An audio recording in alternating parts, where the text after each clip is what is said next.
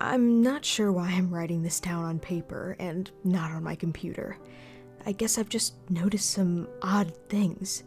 It's not that I don't trust the computer, I just need to organize my thoughts. I need to get down all the details somewhere objective, somewhere I know that what I write can't be deleted or changed. Not that that's happened, it's just everything blurs together here, and the fog of memory lends a strange cast to things. I'm starting to feel cramped in this small apartment. Maybe that's the problem. I just had to go and choose the cheapest apartment, the only one in the basement.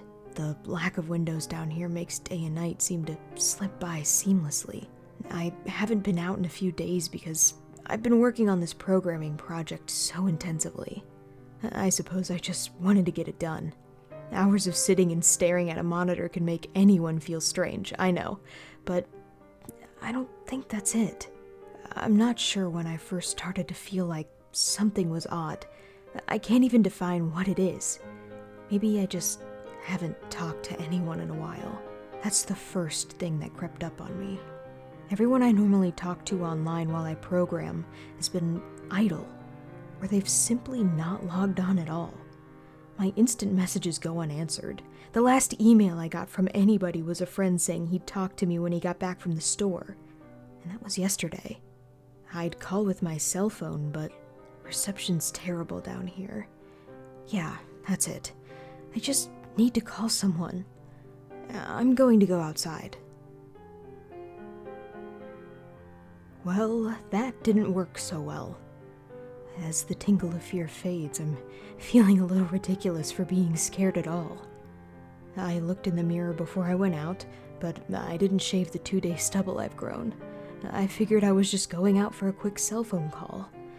I did change my shirt, though, because it was lunchtime, and I guess that I'd run into at least one person I knew.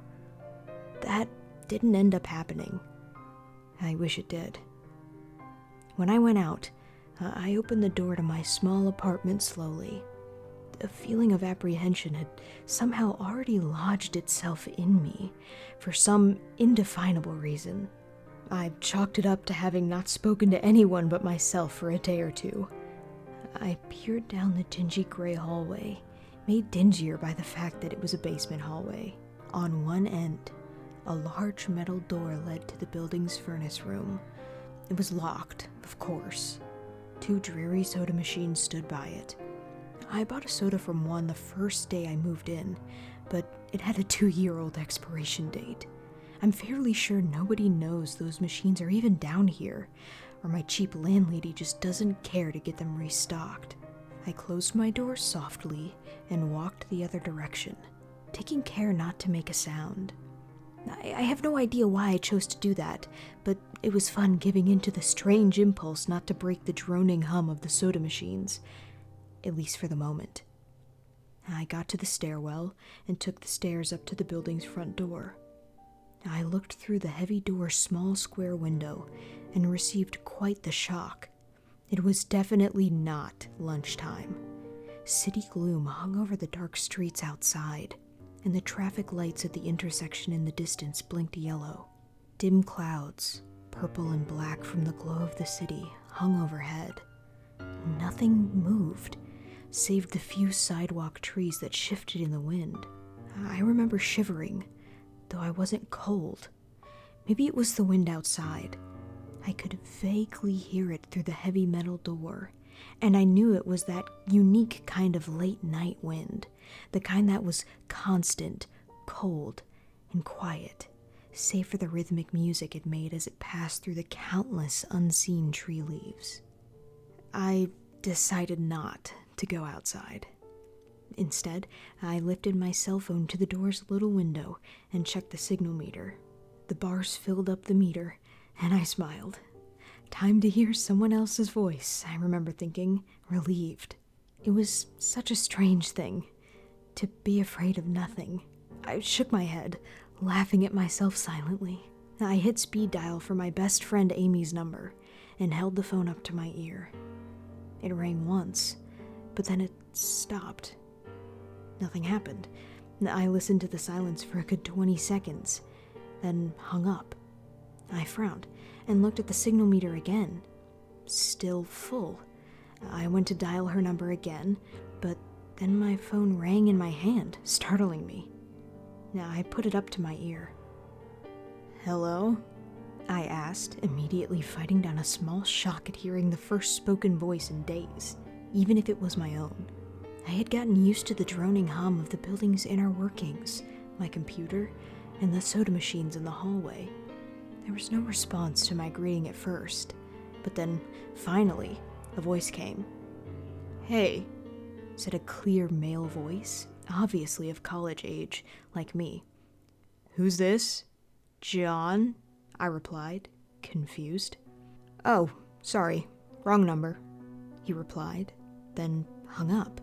I lowered the phone slowly and leaned against the thick brick wall of the stairwell. That was strange.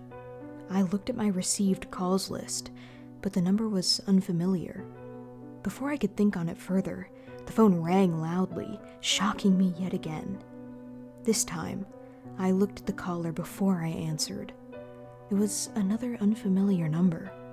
This time, I held the phone up to my ear, but said nothing. I heard nothing but the general background noise of a phone. Then, a familiar voice broke my tension. "John?" was the single word in Amy's voice. I breathed a sigh of relief. "Hey, it's you," I replied. "Who else would it be?" she responded. "Oh, the number. I'm at a party on 7th Street, and my phone died just as you called me. This is someone else's phone, obviously." "Oh, okay," I said. "Where are you?" she asked. My eyes glanced over the drab whitewashed cylinder block walls and the heavy metal door with its small window. "At my building," I sighed. "Just feeling cooped up. I didn't realize it was so late." "You should come here," she said, laughing. "Nah, I don't feel like looking for some strange place by myself in the middle of the night," I said, looking out the window at the silent, windy street that secretly scared me just a tiny bit. "I think I'm just going to keep working or go to bed." "Nonsense," she replied. "I can come get you. Your building is close to 7th Street, right?" "How drunk are you?" I asked lightheartedly. "You know where I live." "Oh, of course," she said abruptly. "I guess I can't get there by walking, huh?" "You could, if you wanted to waste half an hour," I told her. "Right," she said. "Okay, have to go. Good luck with your work." I lowered the phone once more, looking at the numbers flash as the call ended. Then the droning silence suddenly reasserted itself in my ears. The two strange calls and the eerie street outside just drove home my aloneness in this empty stairwell. Perhaps from having seen too many scary movies, I had the sudden inexplicable idea that something could look in the door's window and see me. Some sort of horrible entity that hovered at the edge of aloneness, just waiting to creep up on the unsuspecting people that strayed too far from other human beings. I knew the fear was irrational, but nobody else was around, so I just jumped down the stairs, ran down the hallway into my room, and closed the door as swiftly as I could while still staying silent. Like I said, I feel a little ridiculous for being scared of nothing, and the fear's already faded. Writing this down helps a lot. It makes me feel that nothing is wrong. It filters out half-formed thoughts and fears, and leaves only cold, hard facts. It's late. I got a call from a wrong number, and Amy's phone died, so she called me back from another number. Nothing strange is happening. Still, there was something a little off about that conversation. I know it could have just been the alcohol she'd had. Or was it even her that seemed off to me? Or was it? Yes, that was it! I didn't realize it up until this moment, writing these things down. I knew writing things down would help. She said she was at a party, but I only heard silence in the background. Of course, that doesn't mean anything in particular, as she could have just gone outside to make the call. No, that couldn't be it either. I didn't hear the wind. I need to see if the wind is still blowing. I forgot to finish writing last night. I'm not sure what I expected to see when I ran up the stairwell and looked out the very heavy metal door's window. I'm feeling ridiculous. Last night's fear seemed hazy and unreasonable to me now. I can't wait to go out into the sunlight. I'm going to check my email, shave, shower, and finally get out of here. Wait, I think I heard something. It was thunder. That whole sunlight and fresh air thing didn't happen. I went out into the stairwell and up the stairs, only to find disappointment. The heavy metal door's little window showed only flowing water as torrential rain slammed against it. Only a very dim, gloomy light filtered in through the rain. But at least I knew it was daytime, even if it was a gray, sickly, wet day. I tried looking out the window and waiting for lightning to illuminate the gloom, but the rain was too heavy, and I couldn't make out anything more than vague, weird shapes moving at odd angles in the waves washing down the window. Disappointed, I turned around, but I didn't want to go back to my room. Instead, I wandered further up the stairs, past the first floor and the second. The stairs ended at the third floor, the highest floor in the building. I looked through the glass that ran up the outer wall of the stairwell, but it was that warped, thick kind that scatters the light. Not that there was much to see through the rain to begin with. I opened the stairwell door and wandered down the hallway. The 10 or so thick wooden doors, painted blue a long time ago, were all closed. I listened as I walked, but it was the middle of the day, so I wasn't surprised that I heard nothing but the rain outside. As I stood there in the dim hallway, listening to the rain, I had the strange, fleeting impression that the doors were standing like silent granite monoliths erected by some ancient, forgotten civilization for some unfathomable guardian purpose. Lightning flashed, and I could have sworn that for just a moment, the old grainy blue wood looked just like rough stone. I laughed at myself for letting my imagination get the best of me. But then it occurred to me that the dim gloom and lightning must mean that there was a window somewhere in the hallway.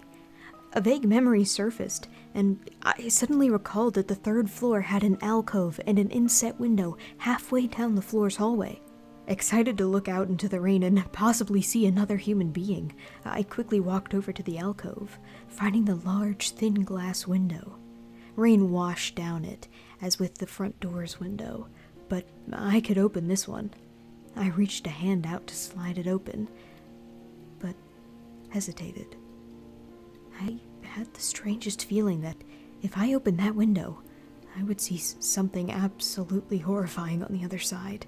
Everything has just been so odd lately, so I came up with a plan, and I came back here to get what I needed. I don't seriously think anything will come of it, but I'm bored. It's raining, and I'm going stir-crazy. I came back to get my webcam.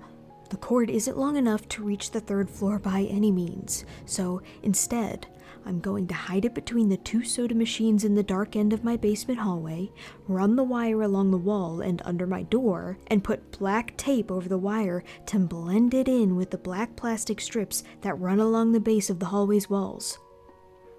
I know this is silly, but I don't have anything better to do. Well, nothing happened. I propped open the hallway to stairwell door, steeled myself, then flung the heavy door wide open and ran like hell down the stairs to my room and slammed the door. I watched the webcam on my computer intently, seeing the hallway outside my door and most of the stairwell. I'm watching it right now, and I don't see anything interesting.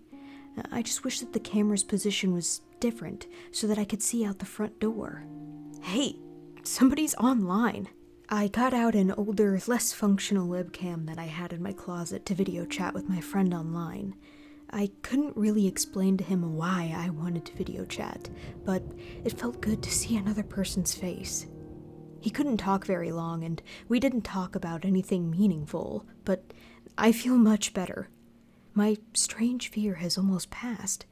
I would feel completely better, but there was something odd about our conversation.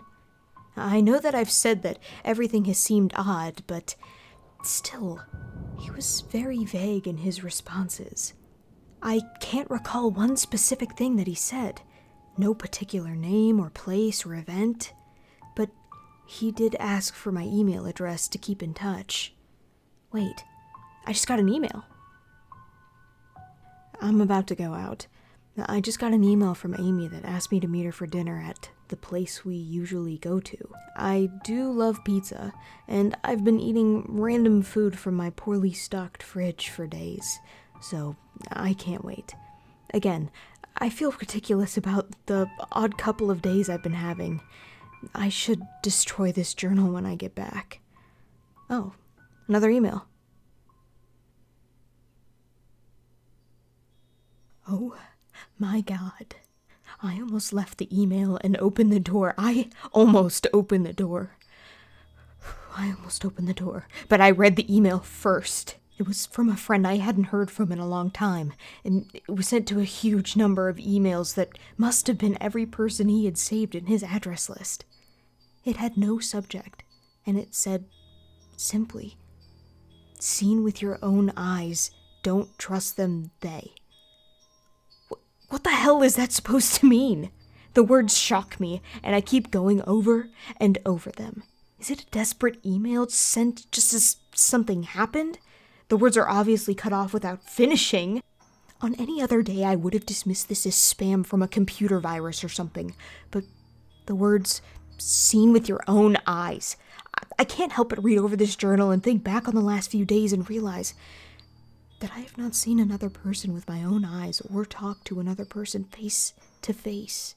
The webcam conversation with my friend was so strange, so vague, so eerie now that I think about it.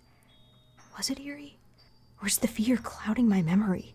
My mind toys with the progression of events I've written here, pointing out that I have not been present with one single fact that I did not specifically give out unsuspectingly. The random wrong number that got my name and the subsequent strange return call from Amy, the friend that asked for my email address. I messaged him first when I saw him online. And then I got my first email a few minutes after that conversation. Oh my God. That phone call with Amy. I said over the phone, that I was within a half an hour's walk of 7th Street. They know I'm near there. What if they're trying to find me? Where is everyone else? Why haven't I seen or heard from another person in days?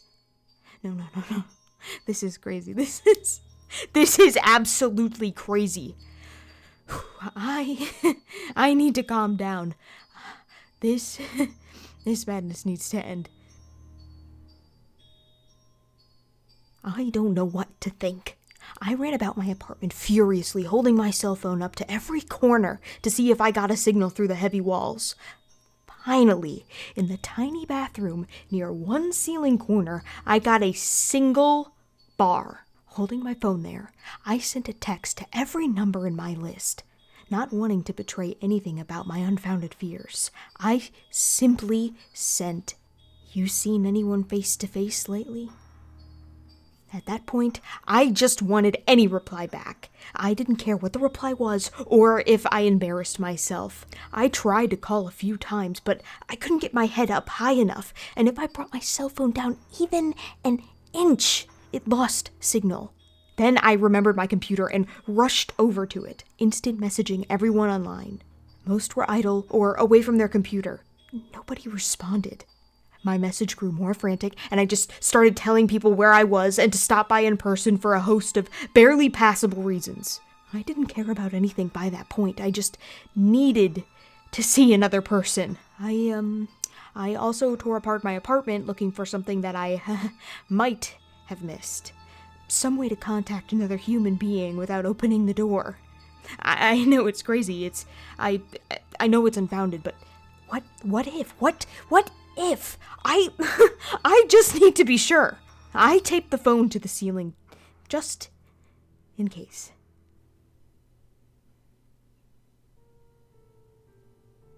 The phone rang.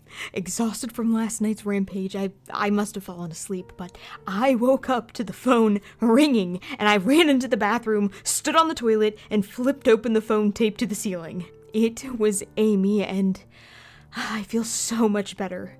She was really worried about me and apparently had been trying to contact me since the last time I talked to her. She's coming over now, and yes, she knows where I am without me telling her. I feel so embarrassed. I am definitely throwing this journal away before anyone sees it. I don't even know why I'm writing it now. Maybe it's just because it's the only communication I've had at all since God knows when. I look like hell too. I looked in the mirror before I came back in here. My eyes are sunken, my stubble is thicker, and I just look generally unhealthy. My apartment is trashed, but I'm not going to clean it up. I think I need someone else to see what I've been through. These past few days have not been normal. I am not one to imagine things. I know I have been the victim of extreme probability. I probably missed seeing another person a dozen times. I just happened to go out when it was late at night or the middle of the day when everyone was gone. Everything's perfectly fine. I know this now. Plus, I found something in the closet last night that has helped me tremendously. A television! I set it up just before I wrote this, and it's on in the background. Television has always been an escape for me, and it reminds me that there's a world beyond these dingy brick walls. I'm glad Amy's the only one that responded to me after last night's frantic pestering of everyone I could contact. She's been my best friend for years. She doesn't know it, but I count the day I met her among one of the few moments of true happiness in my life. I remember that warm summer day fondly. It seems like a different reality from this dark, rainy, lonely place. I feel like I spent days sitting in that playground, just talking with her and hanging around doing nothing at all. It feels like I can go back to that moment sometimes, and it reminds me that this damn place is not all there is. Finally, a knock on the door. I thought it was odd that I couldn't see her through the camera I hid between the two soda machines. I figured that it was bad positioning, like when I couldn't see out the front door. I should have known. After the knock, I yelled through the door jokingly that I had a camera between the soda machines because I was embarrassed myself that I had taken this paranoia so far. After I did that, I saw her image walk over to the camera and look down at it. She smiled and waved. "Hey," she said to the camera brightly, giving it a wry look. "It's weird, I know," I said into the mic attached to my computer. "I've had a weird few days." "Must have," she replied. "Open the door, John." I hesitated. How could I be sure? "Hey, humor me a second here," I told her through the mic. "Tell me one thing about us. Just prove to me you're you." She gave the camera a weird look. Alright, she said, slowly thinking. We met randomly at a playground when we were both way too old to be there." I sighed deeply as reality returned and fear faded. God, I'd been so ridiculous. Of course it was Amy. That day wasn't anywhere in the world except in my memory. I'd never even mentioned it to anyone, not out of embarrassment, but out of a strange, secret nostalgia and a longing for those days to return. If there was some unknown force at work trying to trick me, as I feared, there was no way they could know about that day. "All right, I'll explain everything," I told her. "Be right there." I ran to my small bathroom and fixed my hair as best I could. I looked like hell, but she would understand. Snickering at my own unbelievable behavior and the mess I'd made of the place, I walked to the door. I put my hand on the doorknob and gave the mess one last look. So ridiculous, I thought. My eyes traced over the half-eaten food lying on the ground, the overflowing trash bin, and the bed I'd tipped to the side looking for God knows what. I almost turned to the door and opened it. But my eyes fell on one last thing. The old webcam, the one I'd used for that eerily vacant chat with my friend. Its silent black sphere lay haphazardly tossed to the side, its lens pointed at the table, where this journal lay. An overwhelming terror took me as I realized that if something could see through that camera, it would have seen what I just wrote about that day. I asked her for any one thing about us, and she chose the only thing in the world that I thought they or it did not know. But it did. It did know. It could have been watching me the whole time. I didn't open the door. I screamed in uncontrollable terror. I stomped on the old webcam on the floor. The door shook, and the doorknob tried to turn, but I didn't hear Amy's voice through the door. Was the basement door made to keep out drafts too thick, or was Amy just not outside? What could have been trying to get in, if not her? What the hell is out there? I saw her on my computer through the camera outside. I heard her on the speakers through the camera outside. But was it real? How can I know? She's gone now, and I screamed and shouted for help. I piled up everything in my apartment against the front door. At least I think it's Friday. I broke everything electronic. I smashed my computer to pieces. Every single thing on there could have been accessed by network access or, worse, altered. I'm a programmer. I know. Every little piece of information I gave out since this started. My name, my email, my location, none of it came back from outside until I gave it out. I've been going over and over what I wrote. I've been pacing back and forth, alternating between stark terror and overpowering disbelief. Sometimes I'm absolutely certain some phantom entity is dead set on the simple goal of getting me to go outside. Back to the beginning, with the phone call from Amy, she was effectively asking me to open the door and go outside. I keep running through it in my head. One point of view says I've acted like a madman, and all of this is the extreme convergence of probability.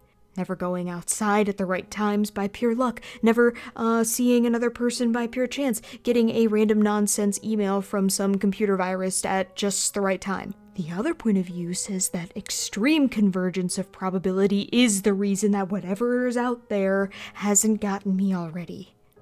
I keep thinking, I never opened the window on the third floor. I never opened the front door until that incredibly stupid stunt with the hidden camera, after which I ran straight to my room and slammed the door. I haven't opened my own solid door since I flung open the front door of the building. Whatever's out there, if anything's out there, never made an appearance in the building before I opened the front door. Maybe the reason it wasn't in the building already was that it was elsewhere, getting everyone else, and then it waited until I betrayed my existence by trying to call Amy, a call which didn't work until it called me and asked me my name. Terror literally overwhelms me every time I try to fit the pieces of this nightmare together. That email, short, cut off. Was it from someone trying to get word out? Some friendly voice desperately trying to warn me before it came? Seen with my own eyes, don't trust them. Exactly what I've been so suspicious of. It could have masterful control of all things electronic, practicing its insidious deception to trick me into coming outside. Why can't it get in? It knocked on the door. It must have some solid presence. The door. The image of those doors in the upper hallway as guardian monoliths flashes back in my mind every time I trace this path of thoughts. If there's some phantom entity trying to get me to go outside. Maybe it can't get through doors. I keep thinking back over all the books I've read or movies I've seen, trying to generate some explanation for this. Doors have always been such an intense foci of human imagination, always seen as wards or portals of special importance, or perhaps the door is just too thick. I know that I couldn't bash through any of the doors in this building, let alone the heavy basement ones. Aside from that, the real question is, why does it even want me? If it just wanted to kill me, it could do it in any number of ways, including just waiting until I starved to death. What if it doesn't want to kill me? What if it has some far more horrific fate in store for me? God, what can I do to escape this nightmare? I told the people on the other side of the door I need a minute to think, and I'll come out. I'm really just writing this down so I can figure out what to do. At least this time I heard their voices. My paranoia, and yes, I recognize I'm being paranoid, has me thinking of all sorts of ways that their voices could be faked electronically. There could be nothing but speakers outside, simulating human voices. Did it really take them 3 days to come talk to me? Amy is supposedly out there, along with 2 policemen and a psychiatrist. Maybe it took them 3 days to think of what to say to me. The psychiatrist's claim could be pretty convincing if I decided to think that this has all been a crazy misunderstanding and not some entity trying to trick me into opening the door. The psychiatrist had an older voice, authoritarian but still caring. I liked it. I'm desperate just to see someone with my own eyes. He said I have something called psychosis, and I'm just one of a nationwide epidemic of thousands of people having breakdowns triggered by a suggestive email that got through somehow. I swear he said got through somehow. I think he means spread throughout the country inexplicably, but I am incredibly suspicious that the entity slipped up and revealed something. He said I am a part of a wave of emergent behavior, that a lot of other people are having the same problem with the same fears, even though we've never communicated. That neatly explains the strange email about eyes that I got. I didn't get the original triggering email, I got a descendant of it. My friend could have broken down too and tried to warn everyone he knew against his paranoid fears. That's how the problem spreads, the psychiatrist claims. I could have spread it too with my texts and instant messages online to everybody I know. One of those people might be melting down right now after being triggered by something I sent them, something they might interpret any way that they want, something like a text saying, "Seen anyone face to face lately?" The psychiatrist told me that he didn't want to lose another one, and that people like me are intelligent, and that's our downfall. We draw connections so well that we draw them even when they shouldn't be there. He said it's easy to get caught up in paranoia in our fast-paced world, a constantly changing place where more and more of our interaction is simulated. I have to give him one thing. It's a great explanation. It neatly explains everything.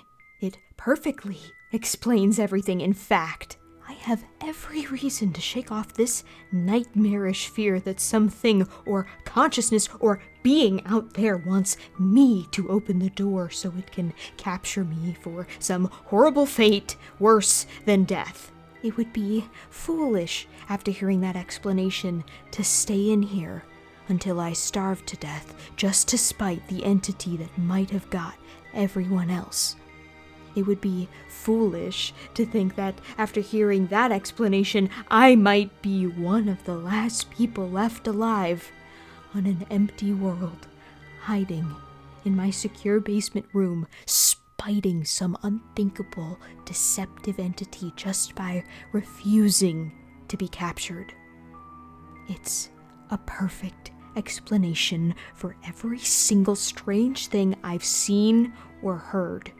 And I have every reason in the world to let all of my fears go and open the door.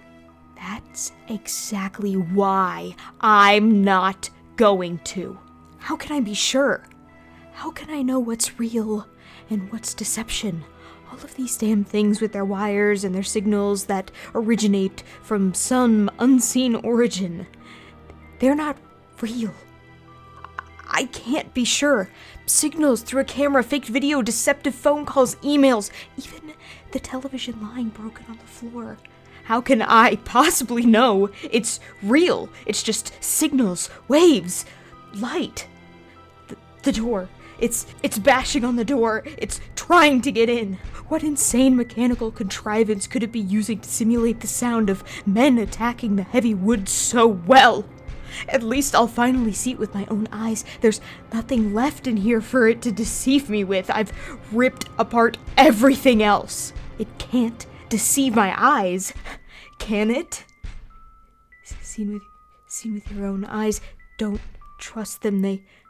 Wait, was that desperate message telling me to trust my eyes or warning me about my eyes too? Oh my God, what's the difference between a camera and my eyes? They both turn light into electrical signals. They're the same.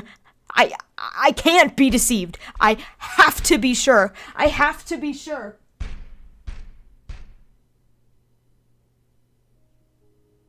I calmly asked for paper and pen day in and day out, until it finally gave them to me. Not that it matters. What am I going to do?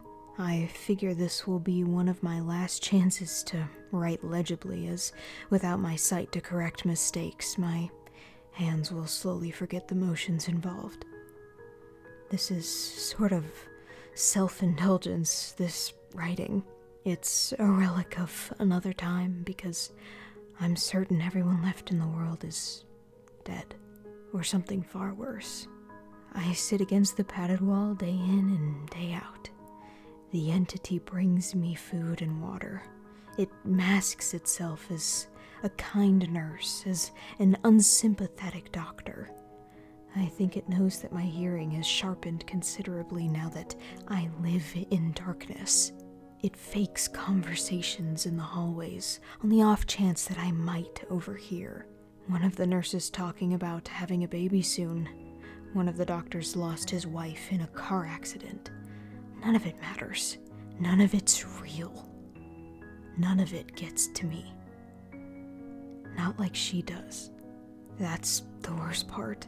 The part I almost can't handle. The thing comes to me, masquerading as Amy. Its recreation is perfect. It sounds exactly like Amy, feels exactly like her. It even produces a reasonable facsimile of tears that it makes me feel on its lifelike cheeks. When it first dragged me here, it told me all the things I wanted to hear.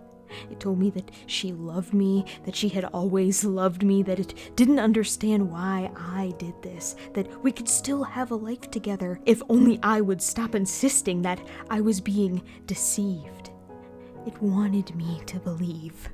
No, it needed me to believe that she was real. I almost fell for it. I really did.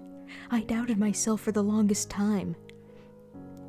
In the end, though, it was all too perfect, too flawless, and too real. The false Amy used to come every day and then every week, and finally stopped coming altogether. But I don't think the entity will give up. I think the waiting game is just another one of its gambits. I will resist it for the rest of my life if I have to. I don't know what happened to the rest of the world, but I do know that this thing needs me to fall for its deceptions. If it needs that, then maybe, just maybe, I am a thorn in its agenda. Maybe Amy is still alive out there somewhere, kept alive only by my will to resist the deceiver. I hold on to that hope, rocking back and forth in my cell to pass the time. I will never give in. I will never break. I am a hero.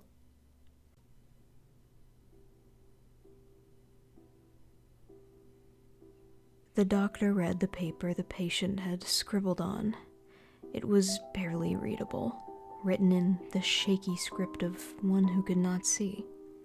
He wanted to smile at the man's steadfast resolve, a reminder of the human will to survive, but he knew that the patient was completely delusional.